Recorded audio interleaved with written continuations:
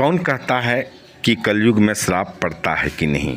कलयुगी श्राप, कलयुग में श्राप पड़ता है कि नहीं, आइए इसके विषय में जानते हैं।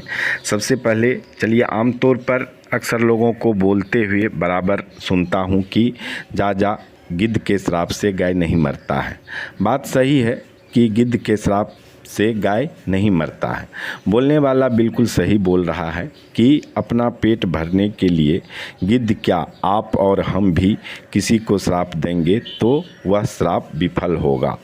पर श्राप यदि मनुष्य का है और वैसे समय में दिया है तो वह श्राप पड़ता है, अवश्य फलित होता है।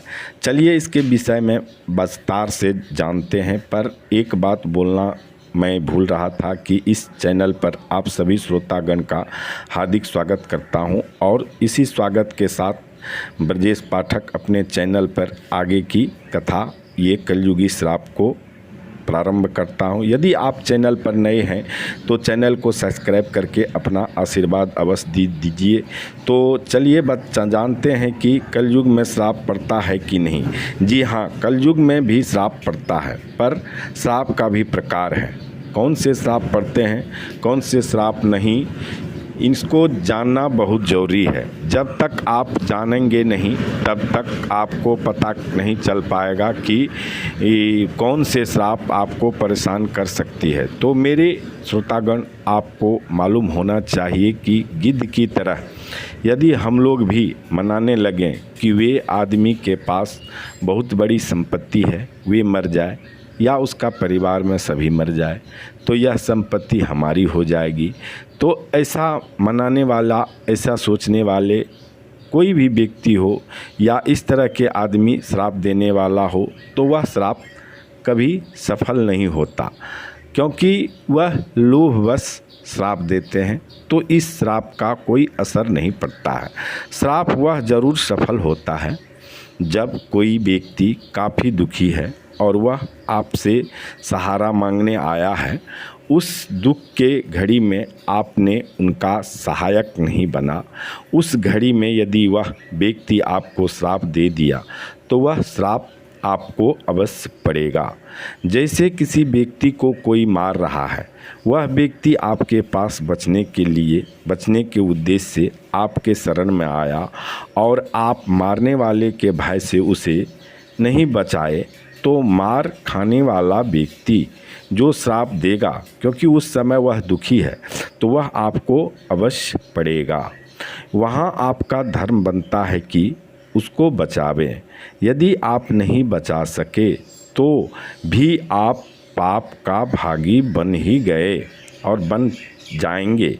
चाहे कोई भी जीव जंतु जानवर आपके पास भाग कर आया हो तो आपको वहाँ उसकी रक्षा करना धर्म बनता है। यदि आप ऐसा नहीं करते हैं तो आप अधर्म के पात्र हैं।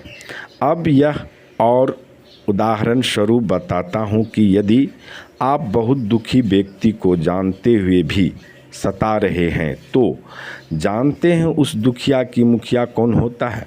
उस दुखिया की मुखिया बड़ी ही शक्तिशाली और ब्रह्मांड का जो मालिक है वही होता है। इसलिए कहा गया है, दुखिया को न सताइए, दुखिया देगा रोई, दुखिया की जब मुखिया सुने, तेरी गति क्या हो रे भैया, तेरी गति क्या हो। चलिए इस भजन के मार्फत से चलते हैं आगे। अब चलते हैं कि कलयुग में दिया गया ये सब श्राप कब पड़ता है, वह समय कौन सा होता है। जब वह श्राप आपको अपने बस में करता है, आप जान नहीं पाते हैं, इसलिए आप बोल रहे हैं कि श्राप नहीं पड़ता है। और तो और आपको किसी ने श्राप दिया है, कब दिया है ये आपको याद नहीं रहता, नो ही आप कहीं नोटबुक पर नोट करके रखे हैं, तो आपको कैसे पता चलेगा कि श्राप पड़ता भी है कि नहीं। पर मैं आपको बताने जा रहा हूँ कि कलयुग में भी श्राप पड़ता है।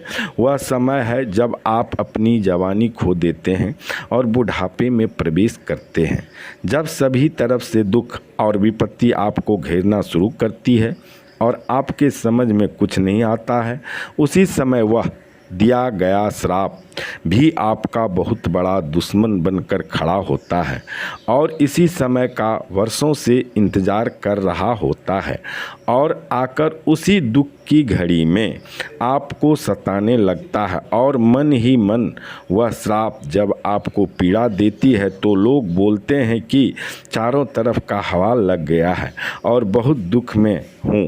पर यदि आपने 40 वर्ष पीछे की बात याद करोगे तो आपको हो सकता है कुछ बातें याद आ जाए, इसी समय पता नहीं चलता है। तो लोग कहते हैं कि कलयुग में श्राप नहीं पड़ता है। आपके श्राप को भाई याद कौन रखता है? नहीं ना, आप रखते हैं, ऐसा नहीं करते हैं ना। तो आप सभी को बोल रहा हूं कि यदि अभी तक चैनल को सब्सक्राइब नहीं किए हैं तो अवश्य कर लें और अपने पवित्र हाथों से जय श्री राम लिखकर एक आशीर्वाद अवश्य देकर जाएं। चलते चलते जय श्री राम। आप सभी का प्रभु करे कल्याण।